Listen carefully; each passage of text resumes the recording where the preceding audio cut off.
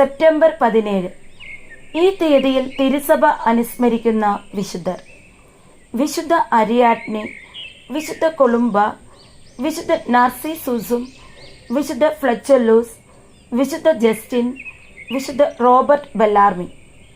വിശുദ്ധ Robert Bellarmine 1542 1621 കാലഘട്ടത്തിലാണ് വിശുദ്ധ റോബർട്ട് ബെല്ലാർമിൻ ജീവിച്ചിരുന്നത്.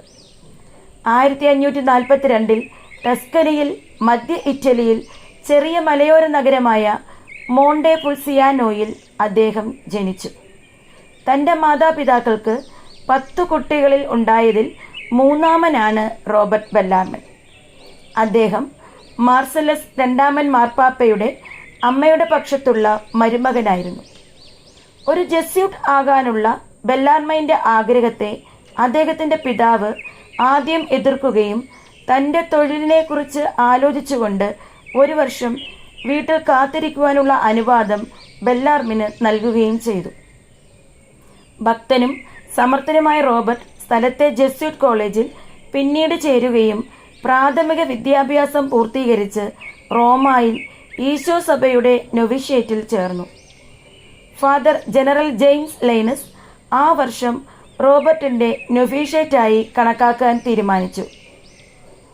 അങ്ങനെ റോമൻ കോളേജിൽ തത്വചിന്ത പഠിച്ച ശേഷം അദ്ദേഹം പാദുവ സർവകലാശാലയിലും പിന്നീട് ലൂവെയിനിലും ദൈവശാസ്ത്രം പഠിച്ചു.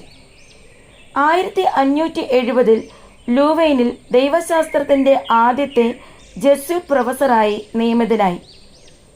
നവീകരണവാദികളായ മാർട്ടിൻ ലൂതറിനെയും ജോൺ കാൽവിൻ്റെയും രചനകൾ അദ്ദേഹം ഗ്രഹിക്കുകയും റോമൻ സഭയ്ക്ക് എതിരായുള്ള അവരുടെ എതിർപ്പുകൾക്ക് അദ്ദേഹം തൻ്റെ കോഴ്സുകളിൽ ഉത്തരം നൽകുകയും ചെയ്തു. ലൂവെയിനിൽ വിദ്യാർത്ഥിയായിരിക്കുമ്പോൾ വിശുദ്ധ തോമസ് അക്വീനസിൻ്റെ തത്വങ്ങൾ ഉൾക്കൊണ്ടുകൊണ്ട് പ്രസാദവനം, സ്വതന്ത്ര മനസ്സ്, പേപ്പൽ അധികാരം എന്നിവയെ സംബന്ധിച്ചിട്ടുള്ള പാഷണ്ഡതകളെല്ലാം അദ്ദേഹം സമർത്ഥമായി നേരിട്ടു.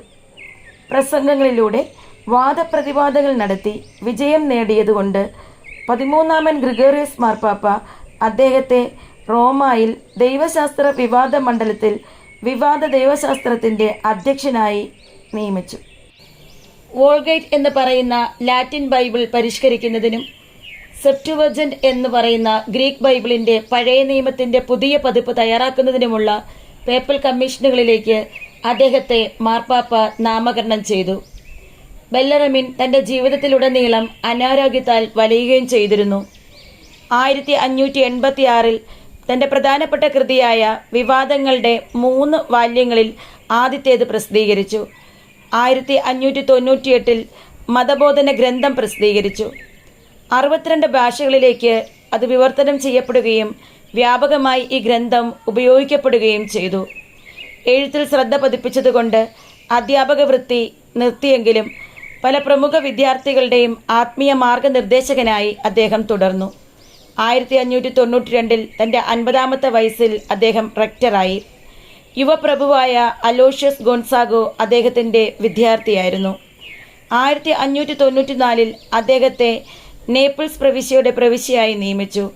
അദ്ദേഹത്തിൻ്റെ തർക്കങ്ങൾ അഥവാ ഡിസ്പ്യൂട്ടേഷൻസ് എന്ന പ്രസിദ്ധ ഗ്രന്ഥം ഇന്നും ഇറ്റലിയിൽ പാഠപുസ്തകമാണ്. 1599 അദ്ദേഹത്തെ കർദിനാളായി ഉയർത്തി. പ്രസ്തുത സന്ദർഭത്തിൽ അദ്ദേഹത്തിന് തുല്യനായി വേറൊരു ദൈവശാസ്ത്രജ്ഞനില്ലെന്നാണ് 8-ാം ക്ലെമന്റ് മാർപ്പാപ്പ അഭിപ്രായപ്പെട്ടത്. അതേ മാർപ്പാപ്പ അദ്ദേഹത്തെ കാപ്പുവായിലെ ആർച്ച് ബിഷപ്പായി അഭിഷേചിച്ചു. കർദിനാൾ ബെല്ലാർമിൻ റോമായിൽ തൻ്റെ തപോജീവിതം തുടർന്നു. ദരിദ്രരെ തന്നാലാവും വിധം സഹായിച്ചുകൊണ്ടിരുന്നു. അവസാന കാലത്ത് അദ്ദേഹം വത്തിക്കാൻ ലൈബ്രറിയനും മാർപ്പാപ്പയുടെ ഉപദേഷ്ടാവുമായി മാറി. 1605 മെയ് 16 പോൾ 5-ാമൻ തിരഞ്ഞെടുക്കപ്പെട്ടപ്പോൾ പുതിയ മാർപ്പാപ്പ കർദിനാൾ ബെല്ലാർമിനോട് റോമിൽ തുടരാൻ ആവശ്യപ്പെട്ടു. മരിക്കുക എന്ന കല അഥവാ ദ ആർട്ട് ഓഫ് ഡൈയിങ് എന്ന അദ്ദേഹത്തിൻ്റെ ഗ്രന്ഥം വിശദമാക്കുന്നത് പോലെ അദ്ദേഹം മരിക്കാൻ സദാ തയ്യാറായിരുന്നു. അദ്ദേഹം അഭ്യർത്ഥിച്ച രീതിയിൽ നടന്ന അദ്ദേഹത്തിൻ്റെ ലളിതമായ ശവസംസ്കാരം മാർപ്പാപ്പയുടെ ഉത്തരവനുസരിച്ച് സഭയ്ക്ക് മികച്ച സേവനം നൽകിയ ഒരാളുടെ സാക്ഷ്യമായി മാറി. അദ്ദേഹത്തിൻ്റെ മൃതദേഹം 1923 സെയിൻറ്റ് ഇഗ്നേഷ്യസ് പള്ളിയിലേക്ക് മാറ്റി. എഴുത്ത് അധ്യാപനം, പ്രസംഗം എന്നിവയ്ക്ക് പുറമെ ഭരണപരവും നയതന്ത്രപരവുമായ ജോലികൾക്കായി മാർപ്പാപ്പമാർ ഫാദർ ബെല്ലാർമിനെ വിളിച്ചിരുന്നു. അഭിഭാഷകർ, മതബോധകർ, എഴുത്തുകാർ എന്നിവരുടെ രക്ഷാധികാരിയായിട്ടാണ് തിരുസഭ ഈ വിശുദ്ധനെ അംഗീകരിച്ചിരിക്കുന്നത്. വിശുദ്ധനായ റോബർട്ട് ബെല്ലാർമിനെ തിരുസഭയിലെ എല്ലാ മക്കൾക്കും വേണ്ടി കർത്താവായ ദൈവത്തോട് പ്രാർത്ഥിക്കണമേ.